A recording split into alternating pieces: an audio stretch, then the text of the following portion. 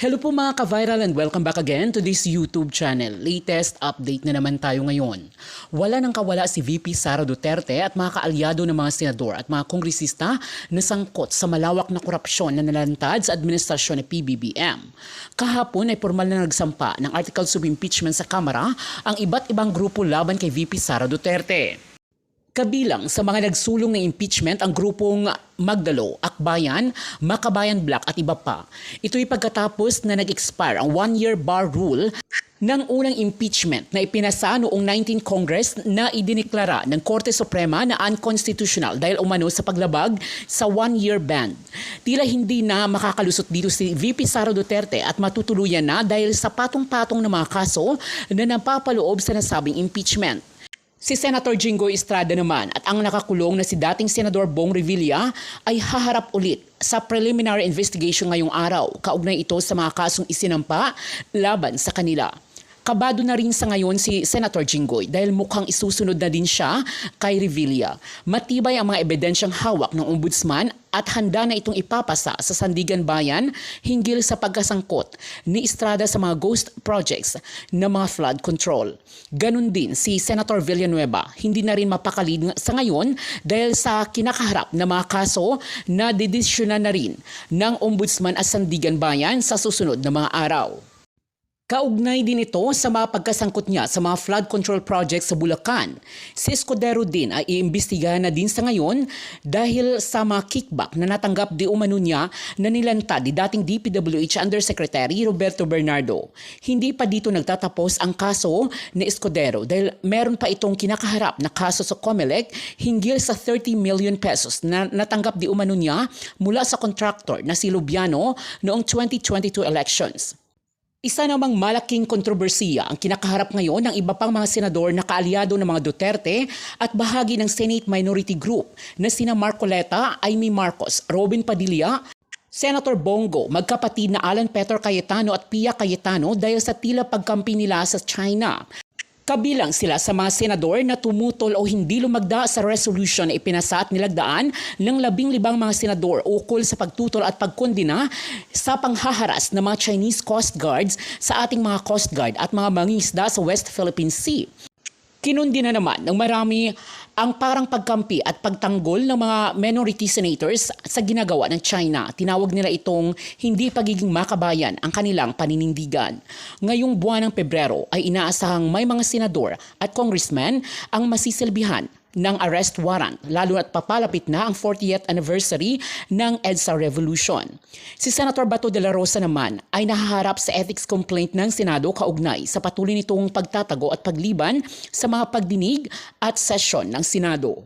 Si Jinggoy Estrada, tapos si Bong Revilla, yan, may preliminary investigation hearing bukas. Kasi February 2 and 12 ang binigay sa kanilang schedule ng hearings. Si Jinggoy, ano yan, kakampi rin niya ng mga Duterte. Kakampi rin niya ng mga Duterte. Jinggoy, kampo ng mga Duterte, ano? Hindi lang si Sara, pati yung mga kakampi nilang mga senador. Hindi yan sa inaano sila, hindi sila, hindi parang sinasadya yan. Hindi yan. Ay sila naman talaga yung sangkot halimbawa sa flood control. Wala tayong magagawa eh. Akala nila hindi sila mahuhuli sa ganyan. Kaya ito mga kabunyog. At itong buwan ng Pebrero, sigurado tayo, ako sigurado ko yan, may magkakaroon uli ng aarestuhin at ikukulong ngayong February. Pwedeng si Eric Yap, yung nakikita nyo sa picture, yung dating Appropriations Committee Chair yan, si Eric Yap. Ano yan? Tingin ko maaaresto na yan ngayong February. Kasi ghost project yan eh. Ghost project sa Benguet. Best friend yan ni Pulong. Best friend yan ni Pulong. Si Eric Yap. Yan yung Appropriations Committee Chair nung panahon ni Duterte. Ewan ko kung sino ang speaker nun, si Cayetano o si Lord Alan Velasco. Basta yan, si Eric Yap. Kaya nga, nung panahon na yan, 51 billion yung nahawakan ni Pulong na proyekto sa Davao, sa distrito niya. Kasi ang Appropriations Committee Chair noon yan, si Eric Yap. Best friend niya na congressman ng ngayon Benguet, dati AXI-IS party list yan. Eh yan, madaling ano yan, kasi ang ebidensya dyan, ready na kasi ghost project eh. Pag mga ghost projects kasi, andali. Andali. O kaya mga kabunyog, mga kababayan, sila Jinggoy, sila Villanueva, si Garjola, tao rin yan ni Gloria Arroyo, tao ni Duterte. Yan si Garjola, kasama rin yan. Tapos yung ano pala, Jet Nistay, malamang makakasuhan na din daw ngayon yun. Yung nag-endorse nung impeachment complaint laban kay PBBM, yung Pusong Pinoy Party List, Sara Duterte rin yun. Sara Duterte, sa Bataan. Kaya ang mga ano ngayon, yung mga senador, si Jinggoy, si Villanueva, si Estrada, ay si Chis Escudero, yun. Kaya lahat. Malamang ngayong February, makakasuhan na yan si Villanueva at saka si Estrada. Makakasuhan na yan ngayon. Pag nakasuhan yan, maaaresto rin yan. Kaya grabe ang ano ngayon mga kabunyog. Lahat yan kakampi ng Duterte. Si Eric Yap, ngayon na rin yan. O, syempre si Digong mismo, ngayon din na February 23, 4 na araw ang hearings niya, sunod-sunod. 23, 24, 26, 27. Ha? Yung 4 na araw na yun, straight yun. May pahinga lang, 25. Walang hearing sa 25. Pero 23, 24, 26, 27. Oh, hearing ni Duterte, confirmation of charges hearing, pre-trial. Kaya, nakita nyo mga kabunyog, mga kababayan? Grabe. Ha? Ano ito mga kabunyog? Kumbaga, at posibleng lumabas ang arrest warrant ni Bito, hindi lang natin alam. Yung arrest warrant ni Bato, baka lumabas ngayong February. Yan naman parang sword of Damocles yan eh. Laging nakaano na posibleng lumabas anumang araw, anumang oras. Hindi, sa totoo lang, posibleng lumabas yan. Kaya ano ito? Sa totoo lang, ano itong mangyayari ngayon? Buong buwan ng February tungkol yan kay Sara Duterte. Sigurado tayo dyan. Kasi nga, ipafile yung impeachment bukas eh. Tapos niyan, i-schedule kaagad yan ng Justice Committee. Bakit mabilis ngayon ang impeachment? Yung ruling kasi ng Korte Suprema, hindi daw pwedeng patagalin ang impeachment. Calendar days na ang binibilang. Kaya, pag-file ng impeachment, automatic, ire-refer yan sa rules. Tapos sa pagka-refer sa rules, ire-refer sa Justice Committee. Kung ibig sabihin, ang Justice Committee maghihiring kaagad kay Sara Duterte ngayong February. Kaya, ano ito? Mga kabunyog, mga kababayan.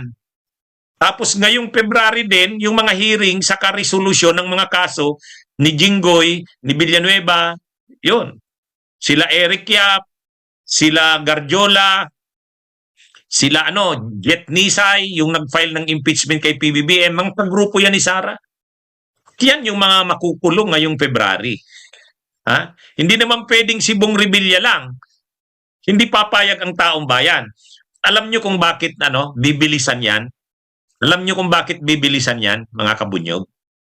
Kasi magrarally ang maraming grupo sa anniversary ng EDSA sa February 25.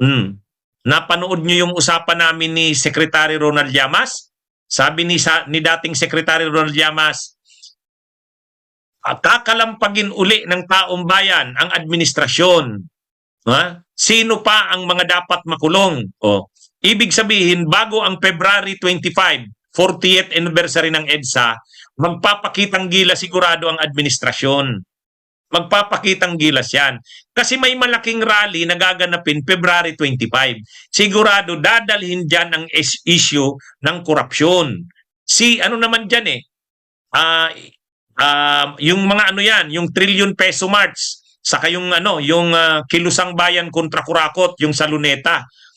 Ngayon mukhang magkakaisa yan. Lahat sa EDSA ngayon. Mas malaki yan. Mas malaki yan ngayon kasi 40th anniversary ng EDSA. O ngayon, anniversary yan ng EDSA pero sigurado ang dadalhing issue dyan, corruption. Bago ang February 25, gagawa ng hakbang ang gobyerno, may aarestuhin yan. Oh, ito namang si Argo, ikulong daw si Martin. Problema mo nga, paano nyo makukulong? Kayo naman, Argo, hindi naman kayo nagpo-produce ng ebidensya eh. Ito, itong mga oposisyon na ito, walang ginawa kundi mag-motorcade. Paano mo naman yan makukulong, Argo? Para naman kayong tanga eh. Ngayon lang kita tatawaging tanga. Paano mo makukulong ang hindi nyo naman kinakasuhan?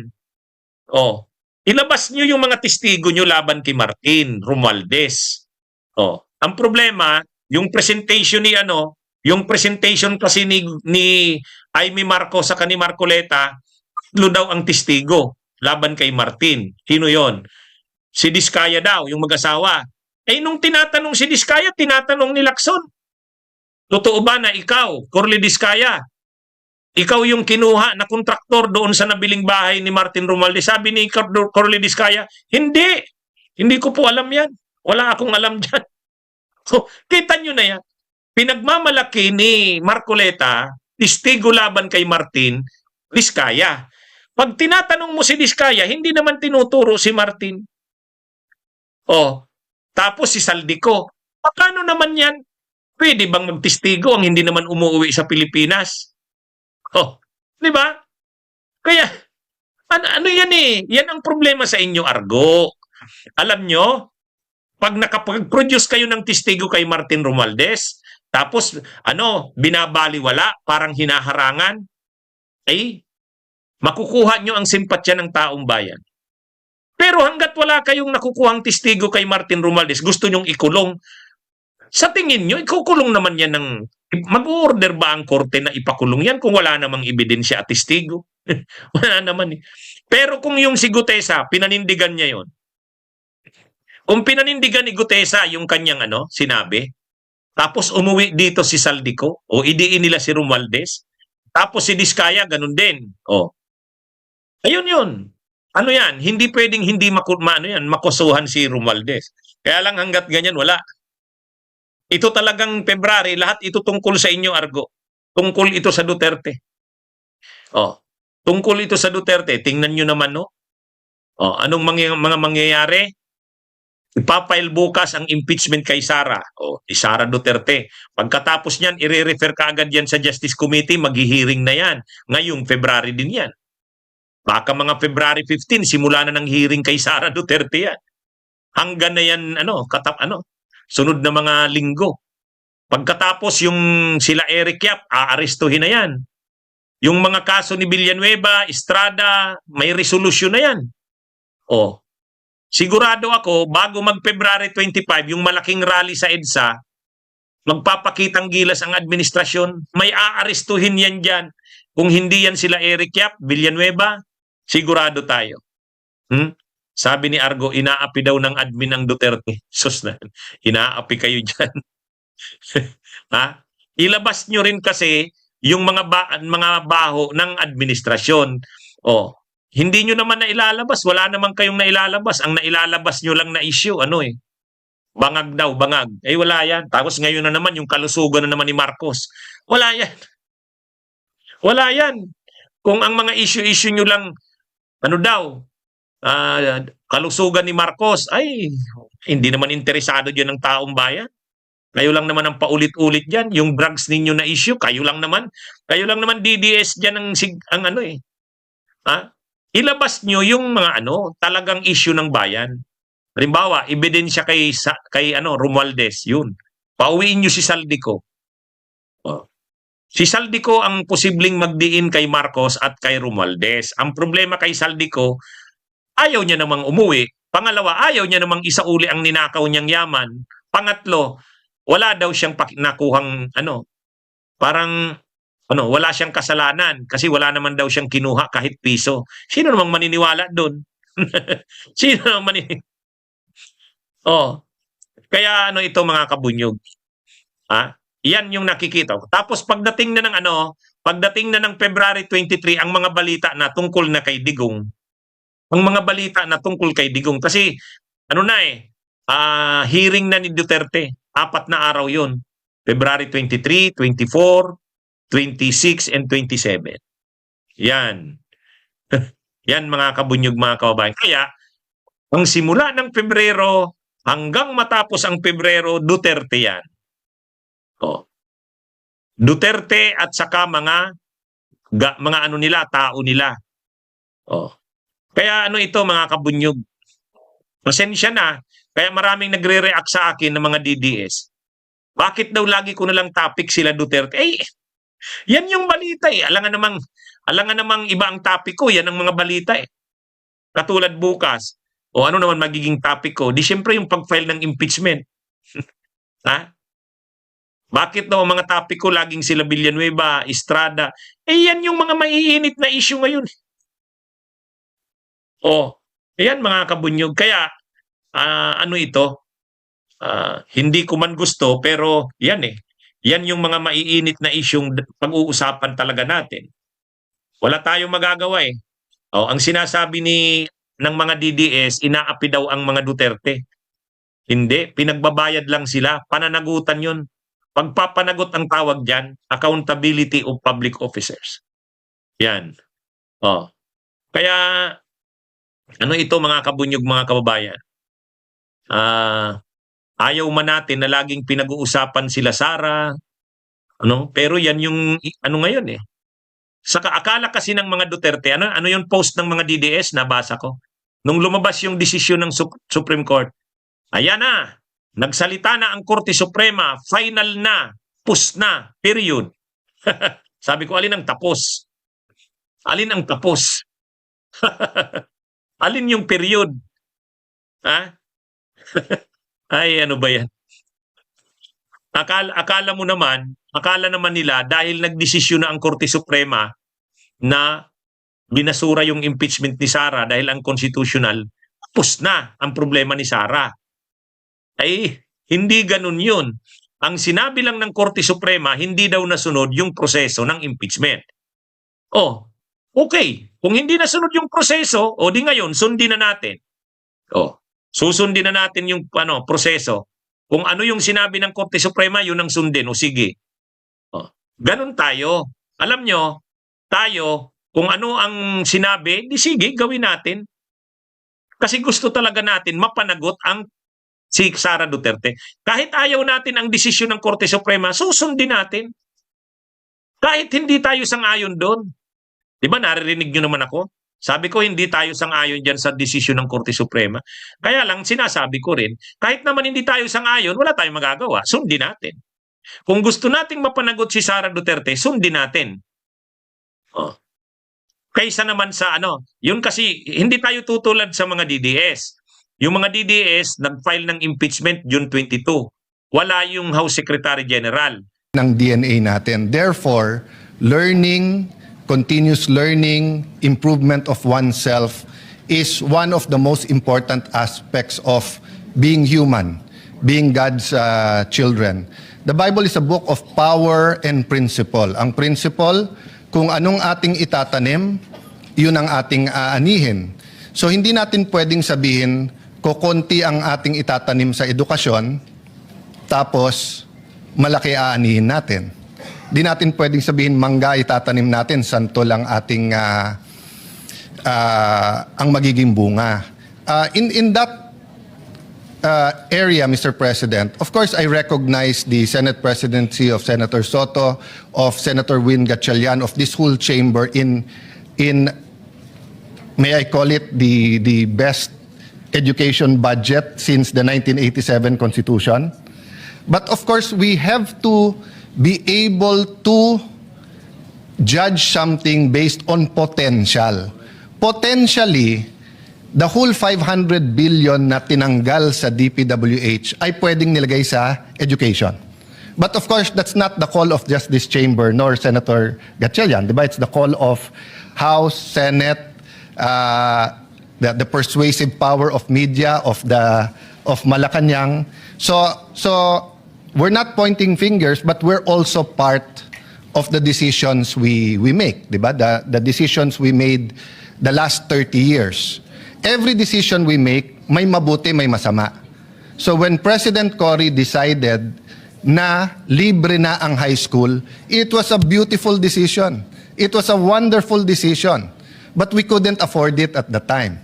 Pero sabi niya, since maganda, gawin natin. So doon nagsimula yung mass promotion. So marami nga doon na grade 6, hindi pa marunong magbasa, pinasa sa first year, so forth, di ba? Finally, nung panahon ni President Pinoy, humabol tayo. Hindi exactly, but almost sapat na yung mga classroom. And he made another beautiful decision, which is, dagdagan ng K muna. Wala daw K yung education natin. K as in kindergarten. No? Ang problema, being married to a mayor, we didn't have the classrooms. So, yung classrooms ng grade 1, 2, and then nag-rush ng classrooms. So, doon pa lang nakita na natin may problema. K pa lang dinagdag natin, hindi pa yung 2, problematic na. But the persuasive powers of Senator Ed Angara, of Brother Armin, of course, the President Pinoy oozing with sincerity na maayos ito, persuaded us that they will put the money and make it available. Senator Recto, who is now ES, told us that's 250 billion from the pocket of students and parents and 250 billion from the pockets of government every year. Until the pandemic, medyo na-survive natin yan. In fact, when Senator Coco and Senator Soto was also, Senator Coco was, and of course Senator Soto was Senate President noon, may discussion di ba, kung i-abolish yung K-12. But our secretary noon was against it na persuade si President Duterte na wag, and in fact, na-persuade pa nga siya na free na rin yung college, at least scholarship sa mga state universities. So, in terms of intention, Mr. President, I do not doubt the intention of all of these authors of EDCOM, Senator Lawrence sa Higher Ed and Technical Ed, Senator Bam sa Basic Ed, Secretary Sani, President Marcos, lahat yan maganda intention. But I'll go to the second book, the Constitution. We complied substantially with the Constitution na highest ang education. In DepEd alone, pag dinagdag mo pa yung higher ed, yung local governments, yung paggasto sa malaki talaga. But Mr. President, I rise today to put this on record. Maganda yan 10-year plan, I support it.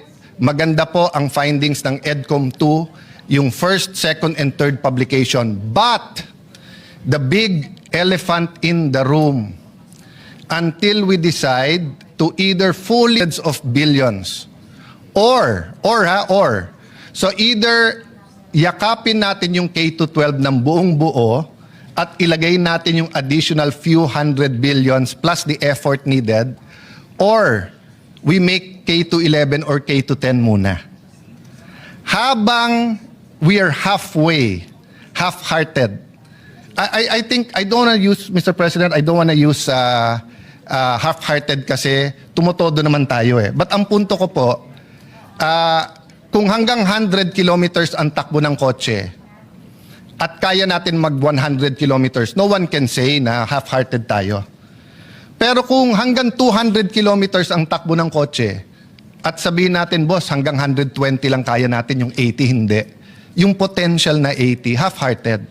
So we're not half-hearted not because we're not putting everything we can, but because the system that the world has imposed upon us, when we passed this, it was because of pressure na sa Europe, sa US, and most other countries have K-12, pero nagbabago na po talaga.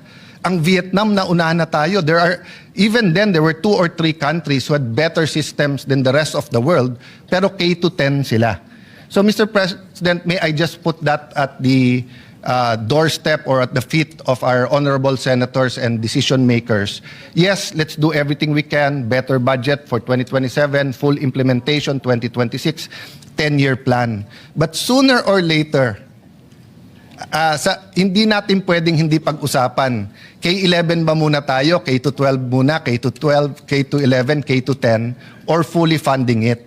Yung 10-year plan na yan is based on present situations, present economic situation, world standards, value ng ating peso, dollar, simento, time, effort, and even the attention span of children.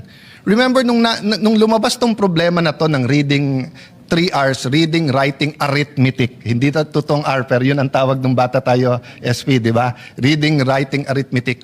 Wala ka pang social media. So ang sabi lang nila alam nyo, pare, may konting pastor, konting influence.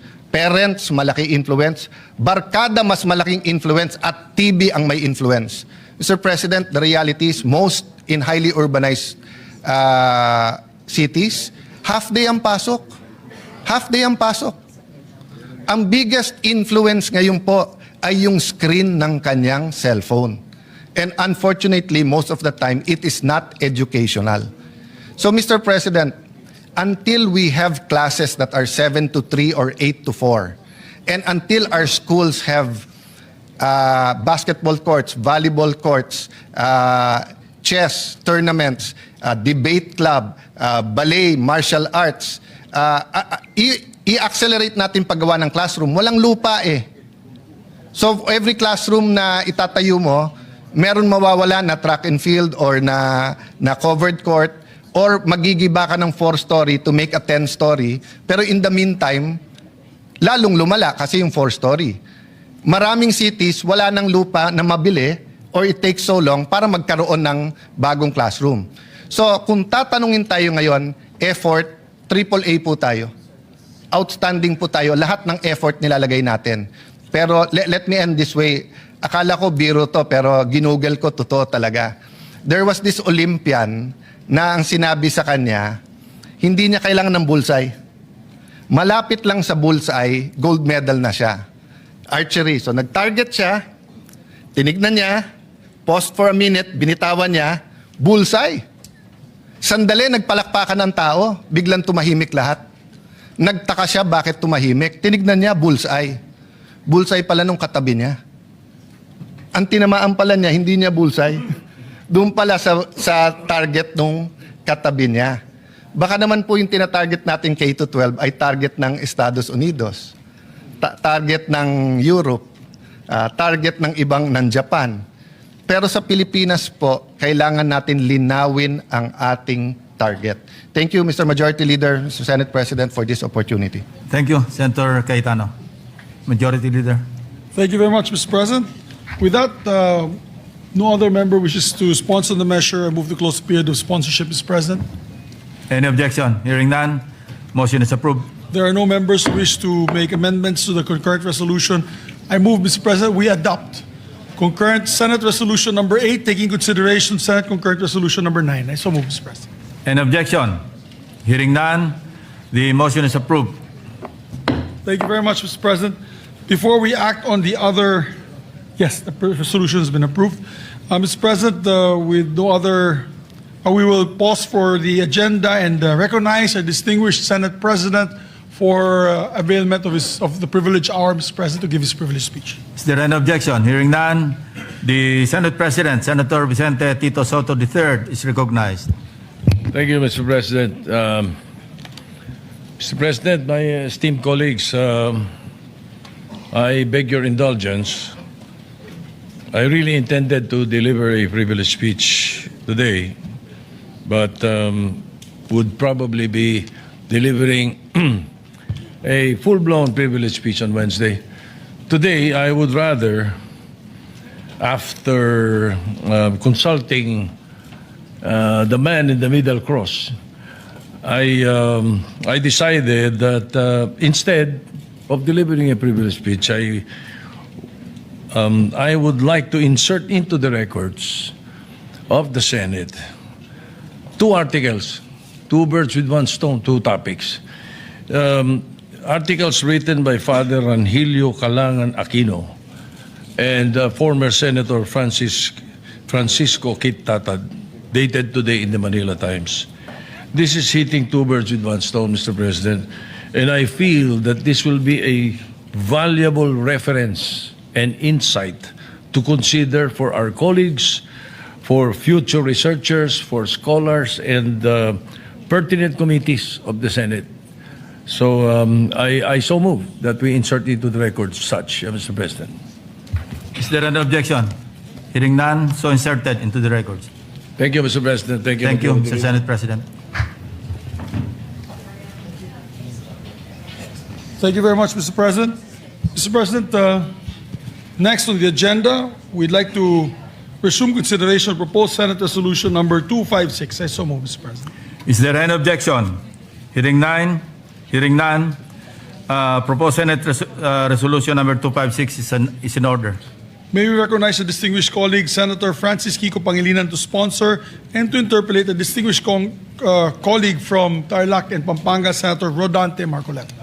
Senator Francis Pangilinan is recognized, and to interpolate, Senator Rodante Marcoleta.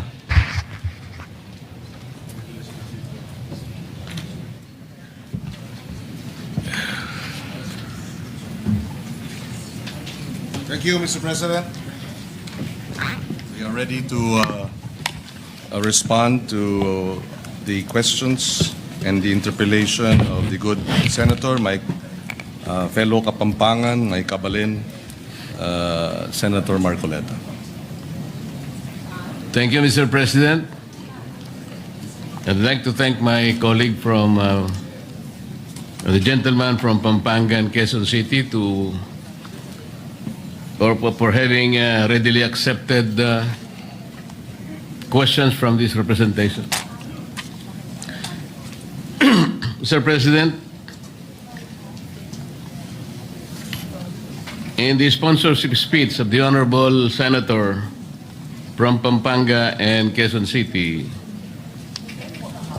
he said that the resolution will signal our resolve to prevent China from claiming 500,000 square kilometers of our exclusive economic zone. I'd like to ask the gentleman, Mr. President, where did he get his data of 500,000 square kilometers? Yes, Mr. President, the data was taken from the computations based on the Philippines 200 nautical miles exclusive economic zone, Mr. President, and juxtaposed with the claim of the of China in the 10-dash line, wherein about 90% of the West Philippine Sea, South China Sea, is being claimed by them.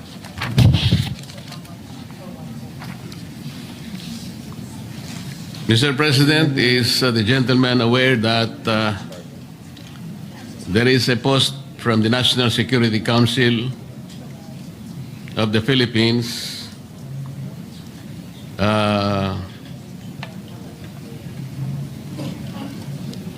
saying that our West Philippine Sea is approximately 381,000 square kilometers?